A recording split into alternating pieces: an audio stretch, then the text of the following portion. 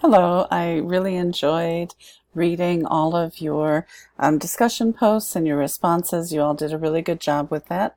I wanted to talk a little bit, sort of wrap up this week's discussion a little bit, and I thought it might be nice if I gave it to you this way rather than written. Hopefully that'll work for you. So one of the things we talked about this week was Durkheim's concept of anomie. And honestly, I think it's really relevant for what we are going through today. And some of you mentioned this in some of your posts. So I would say globally, we're honestly experiencing just a tremendous time of social and political turbulence around the world. When we talk about institutional things, we really can look at across the country, rising levels of authoritarianism and far left and far right groups arising, I think at a more visible level than they have in the past. We can see this both in our country and in places like Germany, Italy, Venezuela, China. And at the local level, we really seem to be living in an ever-increasing age of anxiety. People are worried about everything from finances to political things. We also, on the one hand, some people will say we're in a very good economic situation. Other people feel that we're in a very precarious economic situation. Part of that is, I believe, some of the economic advantages that we've had have not gone equally to all sectors of society, which leads to kind of a split on how you view things. Let's see. There seems to be a gradual erosion of our shared social norms, and that is a critical part of Durkheim's concept of anomie. So when we look at Durkheim, and your text kind of alluded to this, he really was one of the founders of sociology. And he, although if you're not in sociology, then you probably don't know a whole lot about Durkheim. But when you look at his thought and how it's integrated into where we are today, he really has been a moving presence or a moving factor in a lot of our collective thought that we have today. So whenever you hear anything or read anything about a social problem being structural in nature or institutional in nature, they're really pulling from Durkheim's ideas. So it was Durkheim who introduced the concept that our society is not just a collection of individuals, but also the social and cultural structures that are part of our society. So we're not just a collection of individuals. We are made up of, yes, individuals, but also that cultural, social underpinning that makes us who we are. And this shapes our individual thought and action. So, we, especially in this country, we have such an individualistic mindset that we tend to think everything we think is an original thought, and we are who we are, and we come up with the thoughts we come up with, and that's just the way we are. Whereas in reality, if you follow Durkheim's theory, then he would suggest that we are a product of not just our individual natures, but the culture, the social facts that are around us that make us who we are. Durkheim, as you know, did a very famous study on suicide. And in that study, Durkheim... Okay, I had to stop just for a minute, so I'm going to try to come back exactly where I was. All right, so I think we were talking about Durkheim's concept of, or his theory of suicide and how it is related to culture. And I think we can really see that. I think his theory makes a lot of sense. and it ties into enemy. So enemy is that feeling of being disconnected and not a part of something. And we know that people that are at risk for suicide or have suicidal ideations are more often to feel alienated, cut off. And Durkheim looked at, in his study, he looked at countries that were predominantly Protestant in nature and countries that were predominantly Catholic in nature. And he theorized that there would be more suicides in the Protestant countries than there would be in the Catholic, due to the nature of the culture, i.e. Protestantism is more individualistic in nature and Catholicism is more collective in nature. And so why is this important, and what reason did that theory, Durkheim's theory on suicide, why was it important at the time? Because it really challenged those long-standing assumptions about individual pathologies, so that our individual pathologies are merely byproducts of our individual psychology. And according to Durkheim, that is not the case. According to Durkheim, we are not just influenced by our individual psychologies or pathologies. We are a product of our culture. Okay, so that kind of leads very nicely into Marx's theory of false consciousness. And basically, in a nutshell, and you all had some really good responses on this. I think you understand it well. A false consciousness is really, in a nutshell, when we delude ourselves or don't see things clearly because we don't want to, or it's easier not to.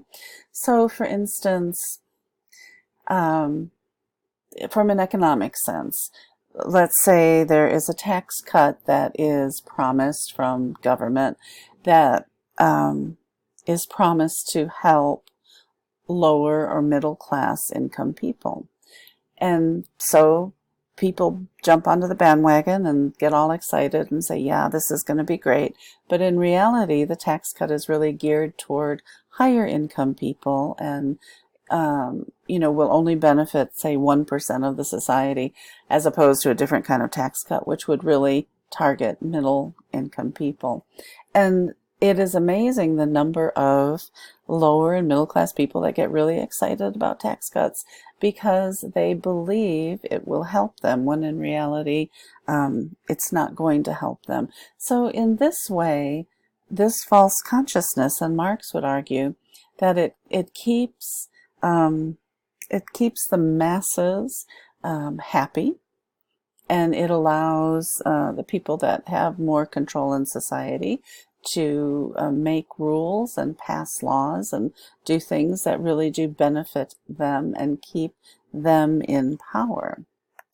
Okay, now finally I want to talk a little bit about immigration, and this is such a hot topic today.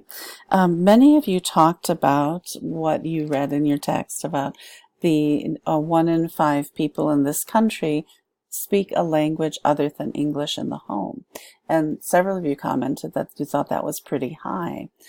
Well, perhaps it is, but when we look at that on a global level, we see a couple of things. So when you look at English spoken across the world, across the globe, close to 50% of the world's population speak English.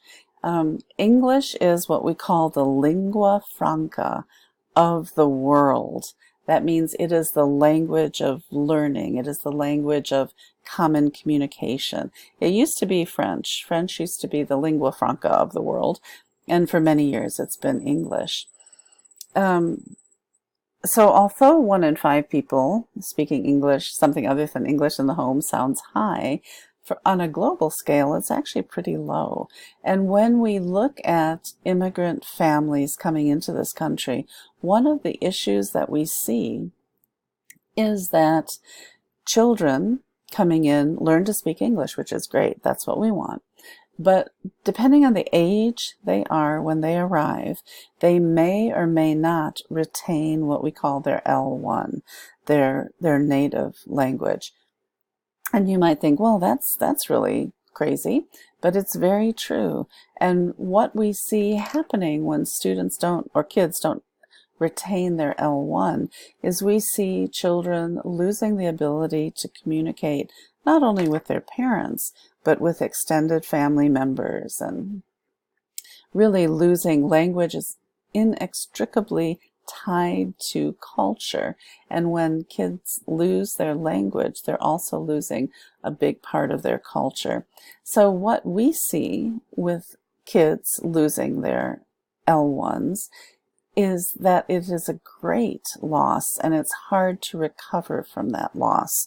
So in my world, we always recommend to families that they encourage their native language to be spoken at home so they don't lose that language. Now, obviously, the parents are never going to lose the language, and the parents may or may not ever speak English fluently, depending on their access to English language classes, their ability and time to learn. But, and even if they do speak the language fluently, you might not always know that, because they might always have a really thick accent. And that's because of the age at which they are when they're learning a second language. But the kids do speak the language. And believe it or not, by the second generation, most immigrant children no longer speak their L1. So the United States is kind of known as a big black sucking hole of second languages. So in other words, we do not do really well on encouraging second language retention or acquisition. So yeah, that's the only thing I would ask you to think about as far as the language issue. And then immigration, yes, it's a big issue right now. It's talked about all the time. A lot of misunderstandings with immigration.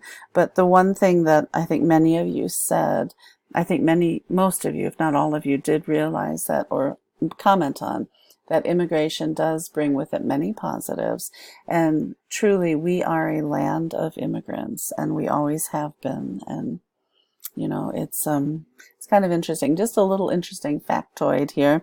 The president that in our most recent history that allowed, what do you call it, amnesty, that put through the largest amnesty that we've ever had. An amnesty is providing a way for people that are here that are undocumented to get paperwork while they remain in this country.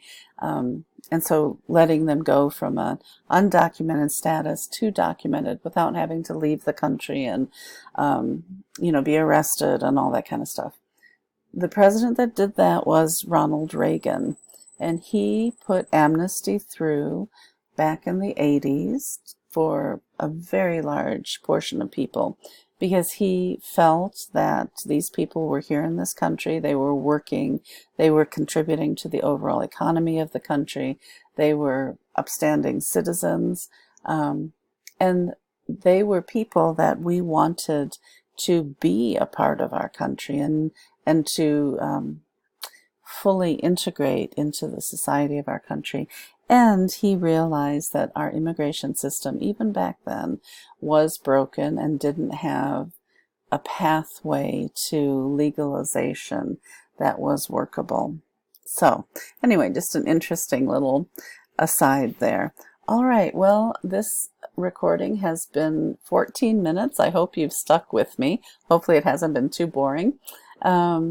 And yeah, I am enjoying reading all of your things. I will respond to you in the announcements as well with some information, but don't hesitate to let me know if you have any questions.